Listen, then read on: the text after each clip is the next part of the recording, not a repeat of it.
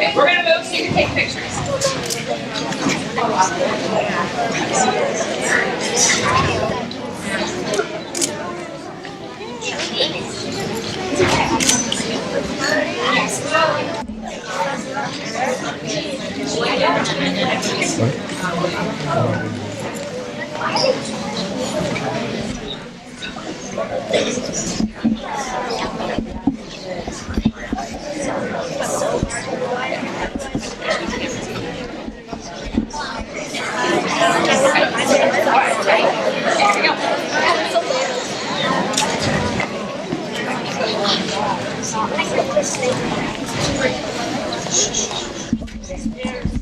Thank you, moms and dads and grandmas and grandpas and brothers and sisters who are here today. We're so happy to have you on this cold day. Who knew that we were going to have to be shoveling and putting salt down to get everyone in? We're so happy that you are here today to see our 5th and 6th graders perform. You are going to have your toes tapping, I promise you, and you are going to be smiling as you travel back to the 50s. If I don't have an opportunity to see you or talk to you personally before the holidays, I hope each of you have a great Christmas and a wonderful break.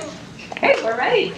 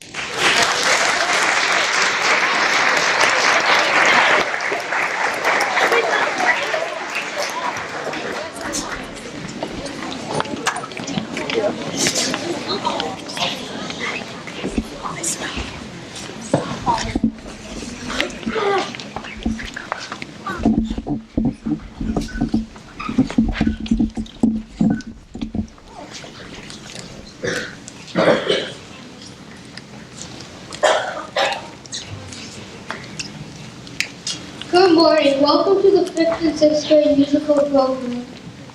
In our program, we will be featuring favorite pop songs, beginning with World War I and going through the early phase of rock and roll. As so many of the songs we are performing for you today were popular, we have been connecting the importance of the music to events of the time period the songs saw their popularity. The song Over There was one of the most popular songs in the World War I era. Not only was it used as a motivational song for those who were going to fight in the war, but to those on the front who were going to On the morning of April 6, 1917, headlines across America announced that America had declared war on Germany. While most people who read the newspaper that morning tried to comprehend how their lives were going to change, one man started humming. That man was George M. Cohan, an actor, singer, dancer, songwriter, playwright, and Broadway producer who went on to compose hundreds of songs. Two of those songs were Randall Flagg and Yankee Doodle Dandy. Cohan continued to hum all morning and soon began to think of some lyrics. By the time Cohan arrived at work that morning, he already had the verses, chorus, tune, and title. Over There was an instant success, selling over 2 million copies by the end of the war. The song Over There is about the Yanks. We Americans going over there, which means across the Atlantic to help fight during World War I. In 1936, Cohan was awarded the Congressional Gold Medal for writing the song. This honor was only given to those who served in the military. George M. Cohan did not serve in the military. But through his musicals, plays, and other songs, he was awarded with this very high honor for serving his country.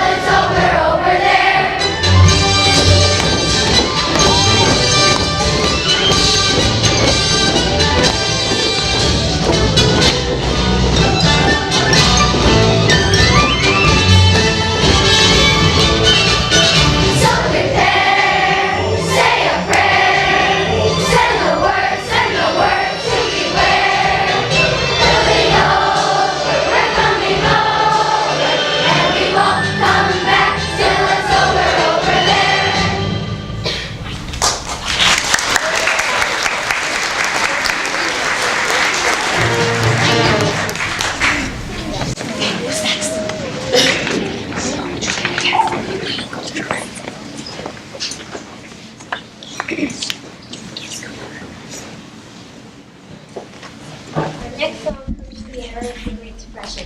Once again, a song to help encourage people in the United States emergence.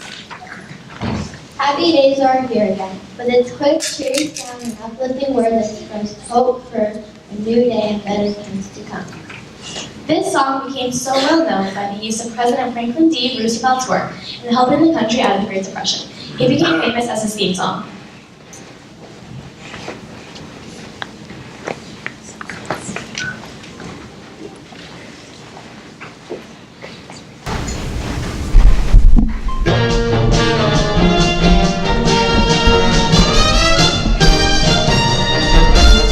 Happy days are here.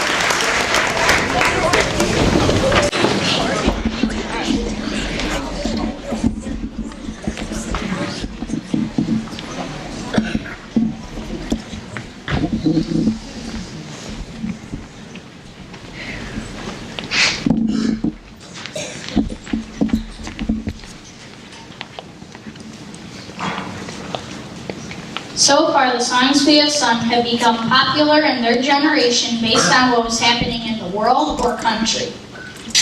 After the Great Depression, music began to develop its own personality.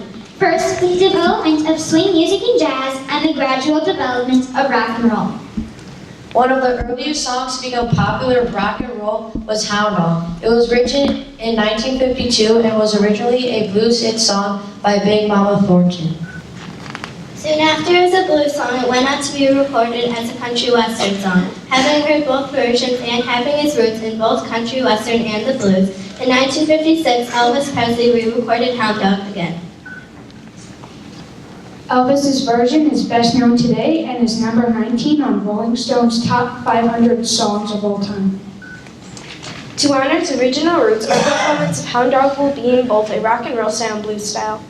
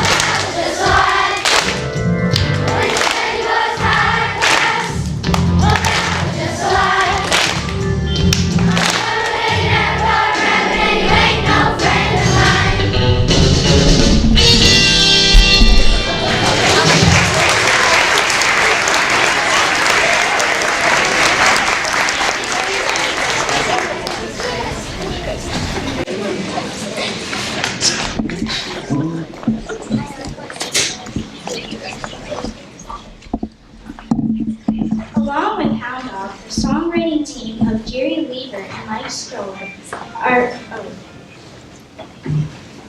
also wrote our next requisite Yappy Yaps, just like in Hound Dog. The percussion and strong electric guitars applied to young people listening to the songs, which in turn helped to make the songs very popular. The co-singers who recorded Yappy Yap were known for the use of humorous words and quick rhythms. In this song, young adults are being scolded by their parents for not doing their chores. In response to their parents going on and on, the children mimicked them by saying yakety yak. In 1987, Coaster were inducted into the Rock and Roll Hall of Fame.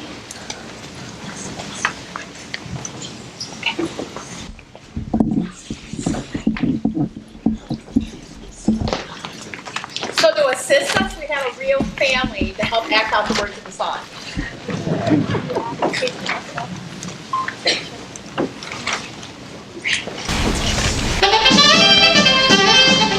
Take out the papers and the trash, or you don't get no spending cash. If you don't scrub that kitchen floor, you ain't gonna rock and roll no more. Yakety yak, don't talk back, just finish cleaning up your room. Let's see that dust fly with that broom.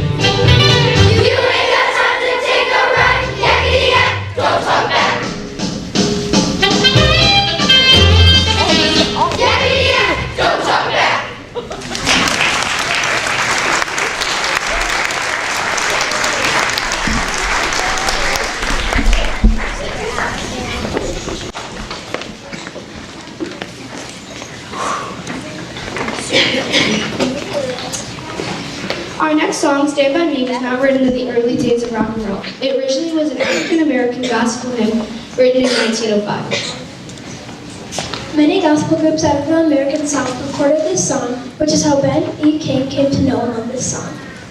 Ben E. King worked with Jerry Lieber and Ben Starr to come up with an arrangement of songs that we are singing today.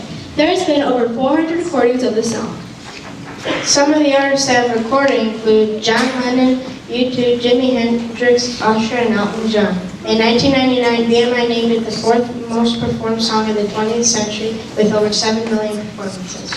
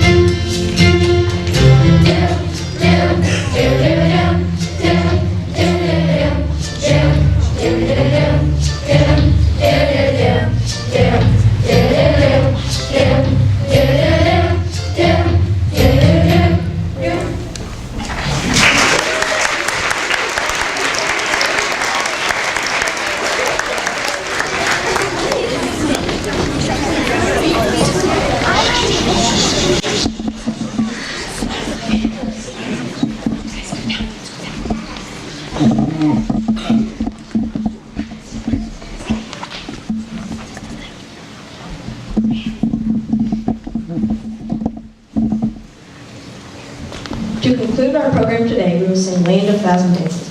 As with the other popular songs in the 50s and 60s we have sung today, this song was recorded many times by many artists.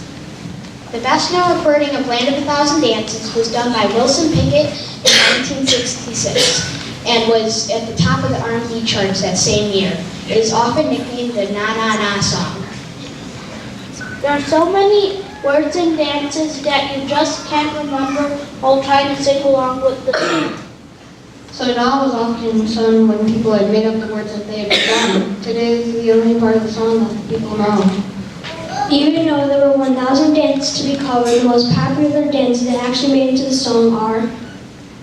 All of these dances are very popular in the 50s and 60s and are a historical marker of how people danced at that time in history. Thank you again for coming today. I hope you enjoyed it.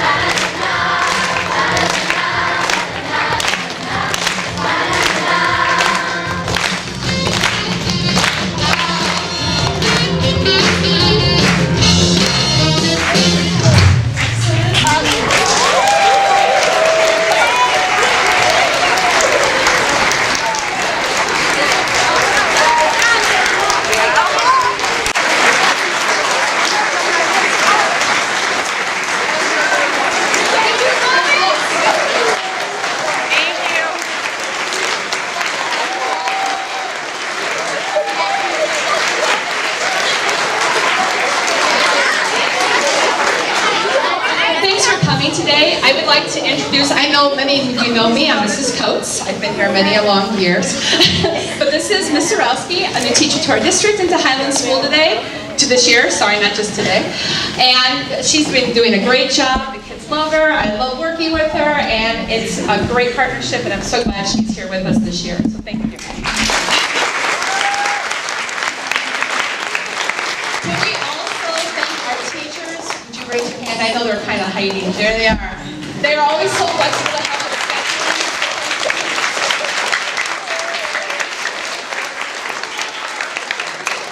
And I know he's hiding, but Mr. Tony, we couldn't have done this without him this morning. So he's around, but he got us all set up. The risers, which if you know anything about these risers, they are hard to put up. And the sound system, so if we could give him a round of applause.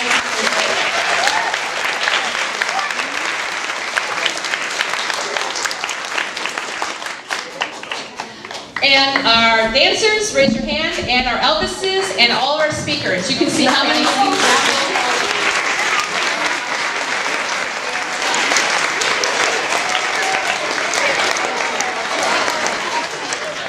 As we wrap up today, I just want to say, for those of you who have students in choir going to the Wolves game to sing on Sunday, tickets are coming home today. So there's that information for those of you who need to know that.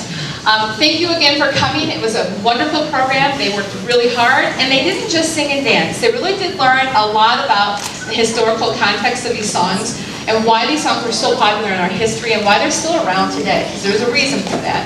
So thank you again for coming. We're going to let the students come out first, and then we'll let you dismiss again. So thank you.